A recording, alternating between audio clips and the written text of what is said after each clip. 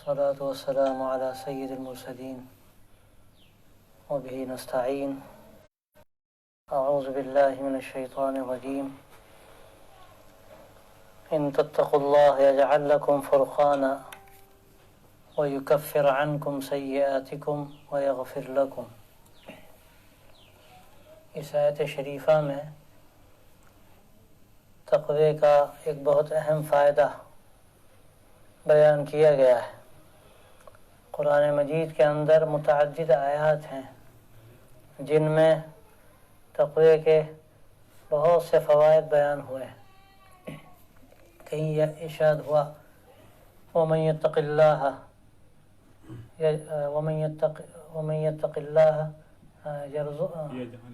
يَجْعَلْ لَهُ مَخْرَجًا وَمَن يَتَّقِ اللَّهَ يَجْعَلْ لَهُ مَخْرَجًا وَيَرْزُقْهُ مِنْ حَيْثُ لَا يَحْتَسِبُ کہ تقوی کا ایک فائدہ یہ بھی ہے کہ اللہ تبارک و تعالی تقوی اختیار کرنے والے کو راستہ عطا فرما دیتے ہیں، اس کو اللہ تعالی تنگی میں فراخی عطا فرما دیتے ہیں۔ وَيَرْزُقْهُ مِنْ حَيْثُ لَا يَحْتَسِبُ اور ایسی جگہوں سے رزق پہنچاتے ہیں جہاں سے سان و گمان بھی نہیں ہوتا۔ یہی تقوی کا فائدہ ہے کہ پریشانیوں میں اللہ تبارک و تعالی آسانیاں پیدا کر دیتے ہیں، راستے اللہ کھول دیتے ہیں، اللہ تعالیٰ رزق کے دروازے کھول دیتے ہیں، اور رزق کے جو دروازے کھولتے ہیں اس میں ظاہری رزق بھی ہے، معنوی رزق بھی ہے، علم کا رزق بھی ہے، اللہ کے قرب کا رزق بھی ہے، یہ ساری چیزیں اس میں شامل ہیں۔ وَيَرْزُقْهُ مِنْ حَيْثُ لَا يَحْتَسِبُ ایسی جگہ سے اللہ تبارک و تعالیٰ رزق پہنچاتے ہیں جہاں سے اس کو خیال بھی نہیں ہو سکتا تھا کہ یہاں سے ہمیں یہ نعمت مل سکتی تھی۔ یہ ظاہری نعمتیں بھی اللہ دیتے ہیں اور باطنی نعمتیں بھی اللہ کی طرف سے ملتی ہیں۔ تو یہ فوائد ہیں تقوی کے، اور قرآن مجید کے اندر اور بھی بہت ساری آیتیں ہیں جس میں تقوی کے فوائد بیان کیے گئے ہیں۔ ایک جگہ فرمایا کہ اعوذ باللہ من الشیطان الرجیم یا ایھا الذین آمنوا اتقوا اللہ وقولوا قولا سدیدا یصلح لکم اعمالکم ویغفر لکم ذنوبکم۔ فرمایا کہ اے ایمان والو اللہ سے ڈرو اور زبان کی حفاظت کرو، دو فائدے ہوں گے تمہیں۔ ایک تو یہ کہ اللہ تعالیٰ تمہارے کاموں کو بنا دیں گے، اور دوسرے یہ کہ اللہ تمہارے گناہوں کو معاف کر دیں گے۔ بہت بڑی بات ہے یہ۔ لوگ پریشان ہوتے ہیں، پریشانی ہوتی ہے اور طرح طرح کی دشواریاں ہیں، تو ایک نسخہ یہاں پر اللہ تبارک و تعالیٰ نے بیان فرمایا ہے کہ دو چیزوں کو اختیار کر لیا جائے تو اللہ تبارک و تعالیٰ ہر طرح کی سہولتیں پیدا فرما دے گا، دنیا میں بھی اور آخرت میں بھی۔ ایک یہ کہ تقوی اختیار کیا جائے، اور دوسری بات ایک خاص طور سے یہاں بیان کی گئی کہ زبان کی حفاظت کی جائے۔ زبان کی حفاظت کے نتیجے میں اللہ تبارک و تعالیٰ دنیا میں کاموں کو بنا دیں گے اور آخرت میں اللہ گناہوں کو معاف کر دیں گے۔ دو چیزیں ہیں، تقوی اور زبان کی حفاظت۔ عام طور پر آپ دیکھیے تو یہ آپس کے جھگڑے ہوتے ہیں، لڑائیاں ہوتی ہیں، اس کے نتیجے میں آدمی بعض مرتبہ بڑی بربادی تک پہنچ جاتا ہے۔ اس میں بڑا حصہ زبان کی حفاظت نہ کرنے کا، جو چاہا کہہ دیا، جس کو چاہا کہہ دیا، اور اس سے پہلے جو بات کہی گئی تقوی اختیار نہ کرنا، احتیاط نہ کرنا، احتیاط کا مزاج نہ بنانا، تو یہ ایسی چیز ہے کہ جس سے آدمی غلطیوں پر غلطیاں کرتا ہے، اور ان غلطیوں کے نتیجے میں دنیا میں بھی نقصان اٹھاتا ہے اور آخرت میں بھی نقصان اٹھاتا ہے۔ دنیا میں کام نہیں ہوتے، آخرت میں گناہ معاف نہیں ہوں گے۔ بھئی دنیا میں ہر شخص سے آپ پوچھیے، ہر آدمی پریشان نظر آتا ہے، کام نہیں بنتا، کاروبار نہیں چلتا، اور دکان نہیں چلتی، فلاں نہیں ہوتا۔ ارے بھائی، اس میں اللہ تبارک و تعالیٰ نے ہمیں نسخہ بتایا تھا، اس نسخے پر اگر ہم نے عمل کیا ہوتا تو سارے کام ہوتے۔ تقوی کی زندگی ہوتی، زبان کی احتیاط ہوتی۔ اللہ تبارک و تعالیٰ کا وعدہ قرآن مجید میں ہے کہ اللہ کاموں کو بھی بنا دیں گے، گناہوں کو بھی معاف کر دیں گے۔ تو یہ تقوی کے بہت سے اور بھی نہ جانے کتنے فوائد۔ یہ جگہ فرمایا کہ اگر تقوی اختیار کرو گے تو اللہ تمہیں نور عطا فرمائے گا، روشنی عطا فرمائے گا، دل روشن ہوگا، اور ظاہر ہے جب دل روشن ہوگا تو خیر و شر کی تمیز پیدا ہوگی، آدمی صحیح کو صحیح سمجھے گا، برے کو برا سمجھے گا۔ جب روشنی نہیں ہوتی تو اس کا نتیجہ یہ ہے کہ اچھے برے کا فرق نہیں کر سکتا آدمی۔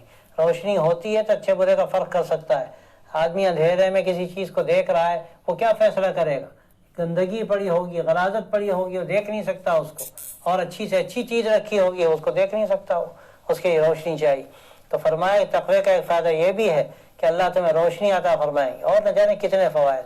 یہاں اس قرآن مجید کی آیت میں ایک فائدہ یہاں ارشاد فرمایا کہ اگر تم اللہ کا تقوی اختیار کرو تو اللہ تبارک و تعالیٰ تمہیں ایک شان امتیازی عطا فرمائیں گے، اور اللہ تمہارے گناہوں کو معاف فرما دیں گے۔ یہ چیز ہے، گناہ معاف ہو جائے، مغفرت ہو جائے، اور پھر ایک بڑی چیز جو ارشاد فرمائی کہ اللہ تمہیں ایک شان امتیازی عطا فرمائیں۔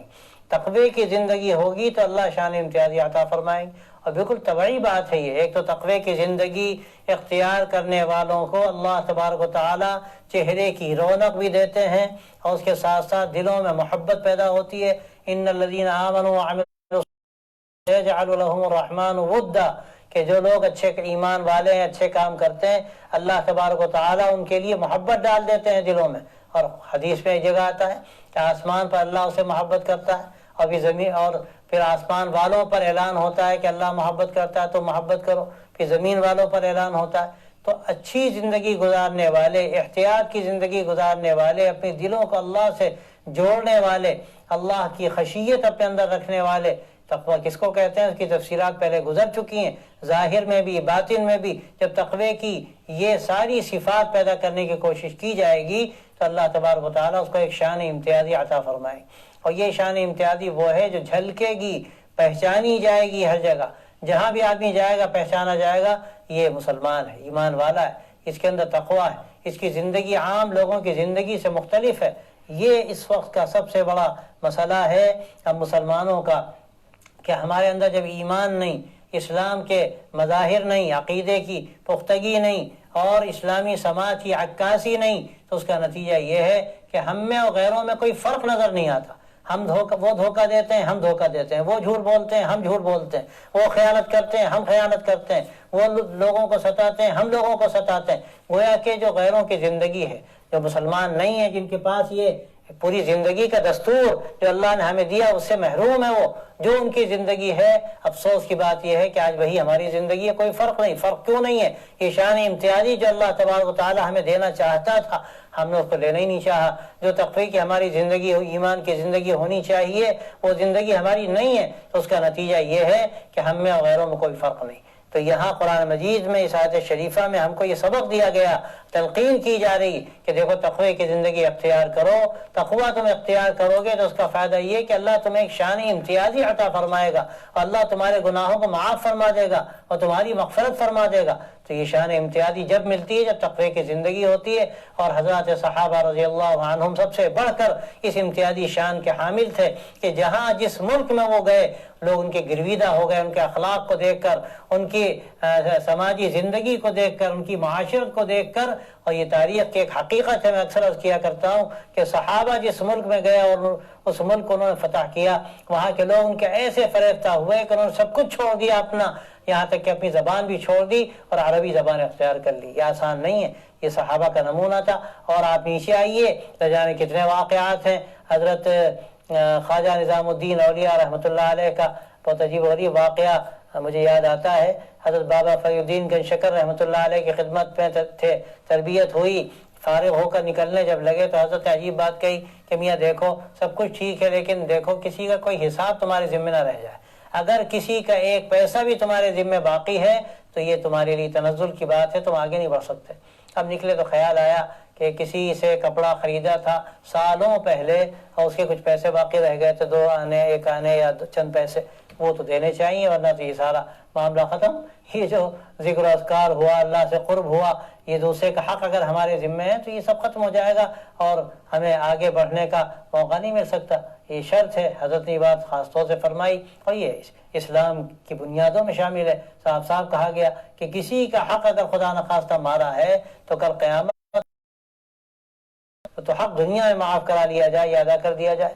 تو یہ خیال ہوا تو وہ تلاش میں نکلے کہ بھائی فلاں بزاز تھا، اس سے کپڑا خریدا، ڈھونڈتے ڈھونڈتے نہ جانے مہینوں لگ گئے، پہنچے وہاں اور جا کر کہا کہ میاں تم سے کئی سال ہو گئے، ہم نے کپڑا خریدا تھا، اس وقت 2 پیسے یا جو بھی تھا وہ رہ گئے تھے دینے، وہ پیسے میں دینے کے لیے آیا ہوں۔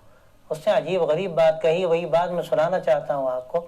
اس نے سر اٹھایا، اول تو سوچا کوئی 2 پیسے ادا کرنے سالوں کے بعد آتا ہے، اور پھر اس نے اوپر سے نیچے تک دیکھا اور کہنے لگا کہ لگتا ہے آپ مسلمانوں کی بستی سے آ رہے ہیں۔ آپ غور کیجئے کیا تصور تھا مسلمانوں کے بارے میں۔ ایک بازار جو اس وقت عام طور پر یہ چھوٹے موٹے کام غیر مسلم کرتے تھے، مسلمان نہیں کرتے تھے، تو وہ مسلمان نہیں تھا، ہندو تھا، جو بھی تھا، اس نے کہا کہ لگتا ہے مسلمانوں کی بستی سے آ رہا ہے۔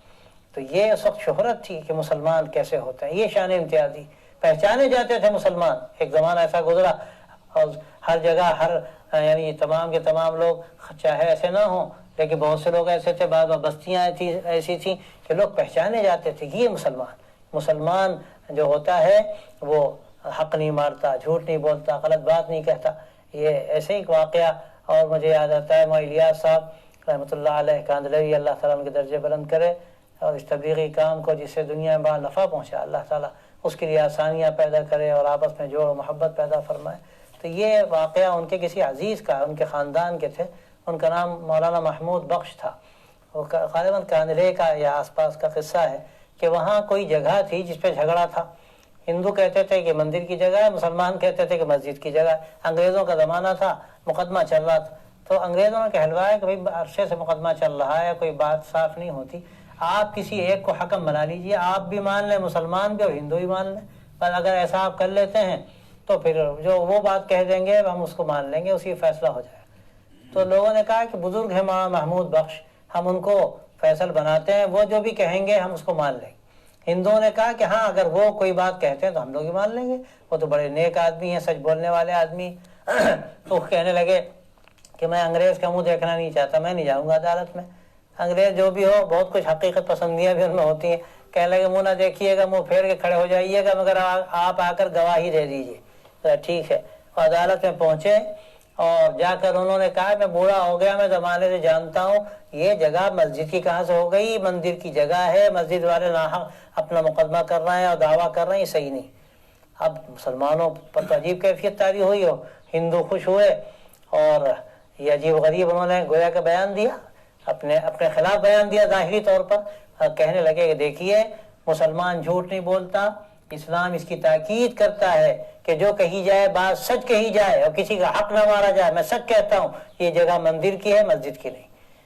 اس جو وہ تھا جج تھا، اس نے عجیب غریب جملہ کہا، اس نے کہا کہ مسلمان ہار گئے لیکن اسلام جیت گیا۔ اس نے کہا مسلمان ہار گئے لیکن اسلام جیت گیا، اور یہ لکھا ہے تاریخ میں کہ اللہ نے توفیق دی۔ انہوں نے کہا اللہ تعالیٰ جو لوگ وہاں پر تھے ان کو اللہ نے ہدایت دے دی، ان کا نہیں اب تو یہاں پر اللہ کا گھر ہی بنے گا اور ہم لوگ سب اللہ کے ماننے والے۔ یہ سچائی ہوتی، سچائی بولتی ہے، اللہ تعالیٰ نے سچائی میں اثر رکھا ہے، امانت داری میں اثر رکھا ہے، یہ تقویٰ ہے۔ تقوی کا یہ مزاج ہے، یہ برائیوں سے آدمی بچے گا، سچائی اختیار کرے گا، پورا دین اپنی زندگی میں لائے گا۔ میں نے جیسے عرض کیا کہ صرف چند چیزوں کا نام نہیں ہے، ظاہر کی زندگی، باطن کی زندگی جب اسلام کے سانچے میں ڈھل جائے تو اس کو تقویٰ کہتے ہیں۔ ایسے ہی واقعہ ہے حضرت سید احمد شہید رحمۃ اللہ علیہ کا جو غریب واقعہ ہے کہ جب وہ پشاور تشریف لے گئے، یہاں رائے بریلی سے تکیے سے ہجرت کر کے گئے، جہاد کے لیے گئے۔ میں نے پہلے بھی عرض کیا تھا ان کا ارادہ تھا کہ انگریزوں سے اس ملک کو پاک کیا جائے، انہوں نے قبضہ کر رکھا ہے اور یہاں باقاعدہ اس کے لیے لڑائی لڑی جائے، جہاد کیا جائے۔ تو پشاور تشریف لے گئے، اور پشاور جانے کے بعد جو حضرات یہاں سے ساتھ گئے تھے، کئی سو لوگ تھے، مجاہدین کی تعداد تھی، وہاں ان کا قیام ہوا اور عمل شروع ہوا۔ سال ڈیڑھ سال کا عرصہ گزرا تھا۔ وہ پشاور خاص طور سے خوانین کی بستی ہے، بڑے خوبصورت لوگ ہوتے ہیں۔ ایک مرتبہ ایک پٹھان نے ایک مجاہد کا ہاتھ پکڑا اور کہنے لگا ایک بات بتائیے، آپ لوگوں کو دور کا نظر نہیں آتا کیا کہ وہاں کے آپ لوگ آئے ہیں ہجرت کر کے، جو ہندوستان سے آئے ہیں ان کو دور کا نظر نہیں آتا؟ تو کہنے لگے عجیب بات پوچھ رہے ہو، یہ سوال ہی عجیب ہے کہ ہمیں دور دور کا نظر آ رہا ہے، دو لوگ کھڑے ہوئے ہم سب دکھ رہا ہے، لیکن یہ سوال تم آخر کیوں کر رہے ہو؟ تو کہنے لگا بات یہ ہے کہ آپ لوگوں کو سال ڈیڑھ سال ہو گئے آئے ہوئے، آپ میں شادی شدہ بھی ہیں اور بغیر شادی شدہ بھی ہیں، نوجوان ہیں، ان کے اندر تقاضے ہیں، لیکن پوری مدت میں ہم نے کسی کو نہیں دیکھا کہ ان میں کسی ایک نے بھی نامحرم کی طرف نگاہ اٹھا کر دیکھا ہو۔ حالانکہ خوبصورت لڑکیاں ہیں، خان لوگ یہاں رہتے ہیں اور بے پردہ بھی پھرتی ہیں، لیکن دیکھا ہی نہیں گیا، کسی نے بھی نگاہ اٹھائی۔ تو ہم لوگ آپس میں تبصرہ کر رہے تھے، لگتا ہے کہ آنے والوں کو نظر ہی نہیں آتا، دور کا نظر نہیں آتا، ورنہ یہ خوبصورت لڑکیاں گزر رہی، شادی شدہ ہیں، بیویوں کو چھوڑ کر آئے ہیں یا غیر شادی شدہ ہیں، اندر جذبات پیدا ہوتے ہیں اور کوئی نگاہ اٹھا کر نہیں دیکھتا۔ تو حضرت سید صاحب رحمۃ اللہ علیہ نے فرمایا کہ نہیں، انہوں نے کہا کہ یہ ایسا نہیں ہے، جن سے پوچھا تھا ان کا ایسا نہیں ہے، بلکہ سید صاحب رحمۃ اللہ علیہ ہمارے امیر ہیں، انہوں نے ہماری تربیت کی ہے، اور یہ تو قرآن مجید کا حکم ہے کہ ایمان والوں سے کہو اپنی نگاہیں نیچی رکھیں، اور ایمان والی عورتوں سے کہو اپنی نگاہیں نیچی رکھیں، اپنی شرمگاہ کی حفاظت کریں۔ تو یہ تو تعلیم ہمیں تعلیم دی گئی، ہمیں سکھایا گیا، ہماری ایسی تربیت ہوئی، پورے لشکر کی ایسی تربیت ہوئی۔ یہ ہے یہ جعل لکم فرقانہ والی بات، کہ کہنا پڑا، پوچھنا پڑا کہ کیا سب کے سب ایسے ہیں کہ ان کو نظر ہی نہیں آتا؟ گویا اس کو محسوس کیا گیا۔ یہی شان امتیازی ہے کہ محسوس کیا جائے، ایک مسلمان گزرے تو دیکھنے والا محسوس کرے کہ یہ مسلمان ہے، یہ جھوٹ نہیں بولتا، خیانت نہیں کرتا، دھوکہ نہیں دیتا، کسی کو تکلیف نہیں پہنچا۔ حدیث میں آتا ہے المسلم من سلم الناس من لسانہ ویدہ، کہ صحیح مسلمان وہ ہے جس کی زبان سے، اس کے ہاتھ سے تمام لوگ محفوظ ہوں۔ کتنی باریک باریک باتیں ہیں جس کا تعلق تقوی کی زندگی سے، احتیاط کی زندگی سے، لیکن ہم لوگ اس کو خیال نہیں کرتے۔ میں اکثر مثال عرض کرتا ہوں کہ گاڑی لے گئے، بائک لے گئے، سڑک یا گلی میں ایسی جگہ کھڑی کر دی کہ ہر آنے جانے والے کو تکلیف ہو رہی، تو ہم سمجھتے تھے انتظامی بات نہیں ہے، دینی بات ہے، شرعی بات۔ ہم نے گاڑی ایسی جگہ اگر کھڑی کی کہ لوگوں کو تکلیف ہو رہی ہے تو ہم گناہ کا کام کر رہے ہیں، اللہ کو ناراض کر رہے ہیں۔ کوئی بھی ہمارا ایسا عمل کہ دوسروں کی اذیت کا ذریعہ بنے، یہ بالکل غیر ایمانی بات ہے، تقوی سے ہٹی ہوئی بات ہے۔ اور تقوی کے جو مراتب ہیں اس میں دیکھیے تو جو اعلیٰ درجے کا تقوی ہے وہ تو بہت ہی اعلیٰ درجے کا تقوی ہے، اور ان حضرات نے تو ایسی احتیاطیں کی ہیں کہ حیرت ہوتی ہے۔ ابھی کچھ دن پہلے میں نے کہیں دیکھا حضرت تھانوی رحمۃ اللہ علیہ کا قصہ کہ وہاں آم کھائے گئے، مفتی شفیع صاحب اور ان کے بہت سے خلفاء بھی تھے، غالب مفتی صاحب ہی نے یہ بات لکھی ہے، کس نے مجھے اس وقت ذہن میں نہیں۔ آم کھانے کے بعد ان میں کوئی بزرگ اٹھے، چھلکے اور گٹلیاں اٹھائیں اور ایک دم سے لے جانے لگے۔ بھائی کہاں لے جا رہا ہو؟ پھینکنے لے جا رہا ہوں۔ ایسے نہیں پھینکی جاتی ہیں، اس کا طریقہ ہے پھینکنے کا۔ تم کیا کرو گے؟ ارے حضرت باہر ڈال دوں گا۔ نہیں، باہر مت ڈالو، باہر ڈالو گے آم اتنے سستے نہیں ہیں، ہر آدمی کھا نہیں سکتا۔ تم باہر ڈال دو گے، بیچارے غریب گزریں گے، وہ دیکھیں گے کہ میرے گھر سے آم کے چھلکے اور گٹلیاں باہر پھینکی گئی، ان کو ایک شوق پیدا ہوگا، میں ان کو کھلا نہیں پا رہا ہوں، تھوڑے آم آئے تھے تو اب یہ تو اچھا نہیں کہ میں مظاہرہ کروں کہ میرے آم کھائے گئے اور ان کو دیکھ کر اسے تکلیف ہو کہ ہم آم نہیں کھا سکتے۔ تو ایسی جگہ لے جا کر ڈالو جہاں لوگ دیکھ نہ سکیں۔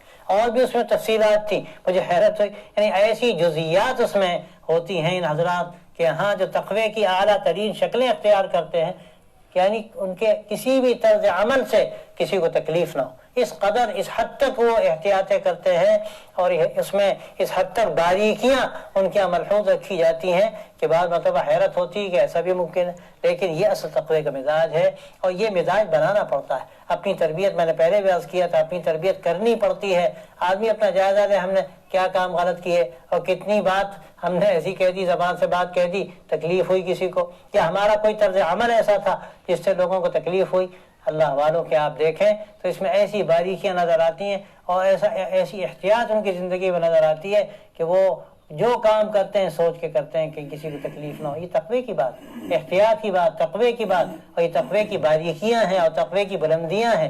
اس کو اختیار اگر کیا جائے تو سچی بات یہ ہے کہ اللہ تعالیٰ کیسی شان امتیازی عطا کریں گے۔ کہ اللہ والے کیا ہوتے ہیں، بزرگوں کا حال کیا ہے، ان کو ایسی شان امتیازی حاصل ہوتی ہے کہ دنیا ان سے محبت کرتی، اس لیے محبت کرتی ہے کہ ان کو ایک ایسی زندگی حاصل ہوتی ہے جو پہچانی جاتی ہے، لوگ دیکھ کے سمجھ جاتے ہیں۔ یہ زندگی اگر ہم مسلمانوں کو بھی اللہ اس کی توفیق عطا فرما دے، اجتماعی طور پر کم از کم موٹی موٹی باتوں کا ہم خیال کریں جو عام طور پر آج ہماری زندگی میں نہیں۔ ہم کاروبار کر رہے ہیں، ناپ طور میں کمی کر رہے ہیں، دھوکہ دے رہے ہیں، نوٹ چل گیا، ارے بھائی پھٹا نوٹ تم نے چلا دیا، یہاں تو نوٹ چل گیا، اللہ میں کیا ہوگا، تم نے دھوکہ دیا، دھوکہ دے کر نوٹ پھٹا تم نے دے دیا، گڈی میں دبا کر دے دیا، یہ سمجھ کے ایک بڑی چالاکی تم نے کی، لیکن کیا اللہ کیا چالاکی چلے گی؟ تو یہ بہت ہی خطرناک بات ہے کہ ہماری ذات سے دھوکہ نہ ہو، ہم کسی کو نقصان نہ پہنچائیں بلکہ ہماری ذات سے کسی کو تکلیف نہ پہنچے۔ یہ تقوی کا اعلیٰ ترین معیار ہے۔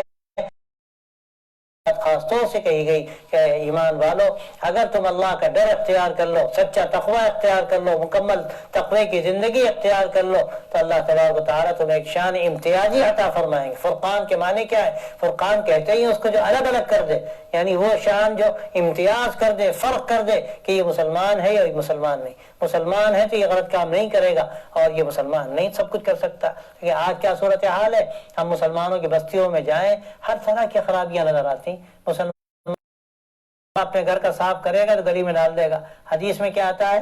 اماطۃ الاذی عن الطریق صدقہ، راستے سے تکلیف دہ چیز کو ہٹا دینا صدقہ ہے۔ اور ہم کیا کرتے ہیں کہ راستے میں تکلیف دہ چیز کو ڈالتے ہیں کہ ہر گزرنے والے کو اسے تکلیف، ہم سوچتے ہیں کہ اب جو آئے گا اٹھا کے لے جائے گا۔ کیا یہ شرعی بات؟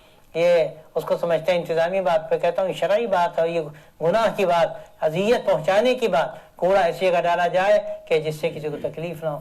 یہ باتیں بہت ساری ہیں، ہم اپنی زندگی کا جائزہ لیں۔ مسلمان محلوں میں آپ جائیے، آپ کو جگہ جگہ گندگی نظر آئے گی، شور شغب، چیخنا چلانا نظر آئے گا۔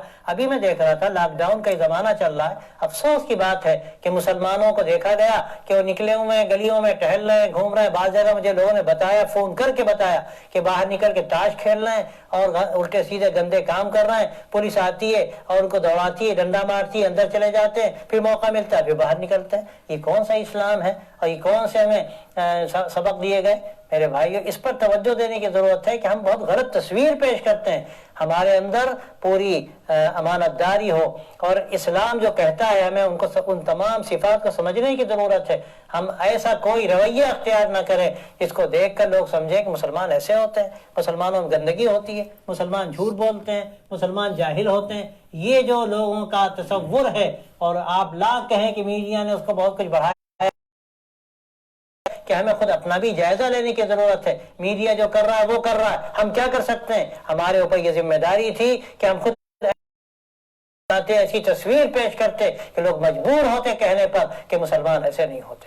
تو میرے بھائیوں، یہ آیت ہمیں یہ سبق دیتی ہے کہ تقوی کی زندگی ہم اختیار کریں گے تو اللہ ہمیں شان امتیازی عطا کرے گا۔ لوگ مجبور ہوں گے، لوگ جھکیں گے آ کر۔ مالک اللہ صاحب پانی پتی کا واقعہ میں بہت سناتا ہوں کہ وہ وہاں پانی پت میں تھے، جب وہ تقسیم ہوئی لوگ وہ نہیں گئے، بہت مرنج طبیعت کے آدمی تھے، حضرت تھانوی رحمۃ اللہ علیہ کے خلفاء میں سے۔ تو وہ جب کچھ عرصہ گزرا، انہوں نے فیصلہ کیا کہ مجھے جانا چاہیے، اور انہوں نے اعلان کیا۔ لوگ ہندو جمع ہو گئے سارے کہ آپ جیسا آدمی چلا جائے ہم اس کو گوارا نہیں کر سکتے، آپ کیسے چلے جائیں گے؟ آپ سے تو ہمیں محبت ملی، انسانیت ملی، آپ یہاں رہتے ہیں، ہمیں زندگی کا مزہ آتا ہے۔ کہ نہیں بھائی، اذان سننے کو کان ترس گئے، مروں گا تو کون کلمے کی تلقین کرے گا، اب میں یہاں نہیں رہ سکتا۔ ان لوگوں نے کہا کہ آپ جیسا آدمی چلا جائے ہم اس کو گوارا نہیں کر سکتے، ہم آپ کے لیے مسجد بنائیں گے، مؤذن لائیں گے، مسلمانوں کو لا کر آباد کریں گے، لیکن آپ کو ہم نہیں چھوڑ سکتے۔ یہ صفات ہیں مسلمانوں کے اندر، اگر یہ صفات پیدا ہو جائیں تو کون ان سے کیا بات کہہ سکتا ہے؟ بلکہ لوگ تو خوشامد کریں گے ان کی کہ بھائیو آپ ہمارے یہاں جائیے، اور ہمارے یہاں آپ آ کر اپنا گھر بنا لیجئے۔ مشہور ہے کہ امام ابو حنیفہ رحمۃ اللہ علیہ کے پڑوس میں گھر فروخت ہو رہا تھا، تو جس نے بیچ رہا تھا اس نے ڈبل قیمت لگائی۔ لوگوں کا یہ کیا تماشا کیا تم نے؟ وہ کہنے لگا کہ اصل قیمت جو ہے وہ تو ہے، اس کے علاوہ جو میں نے ڈبل قیمت لگائی وہ امام ابو حنیفہ کے پڑوس کی قیمت۔ ایسا پڑوسی کس کو ملے گا؟ تو یہ ایسے لوگ جو ایسے بلند اخلاق رکھنے والے ہیں، یہ اگر ایمان والوں کے اندر، ہم مسلمانوں میں کسی درجے میں یہ اخلاق پیدا ہو جائیں، اسلامی معاشرت آ جائے، سماج ایسا ہم بنائیں کہ لوگ ہمارے اس سماج کے منتظر ہیں، لوگ چاہتے ہیں کوئی نمونہ ان کو ملے۔ یہ نمونہ اگر ہم نے اختیار کر لیا تو ہم انشاءاللہ اس آیت کے مستحق ہوں گے، تقوی کی زندگی ہوگی، شان امتیازی ہوگی، اللہ کا بھی مقام ملے گا، اور یہاں دنیا بھی اللہ تعالیٰ ایک بڑا مقام ہمیں عطا فرمائیں گے۔ وآخر دعوانا الحمدللہ۔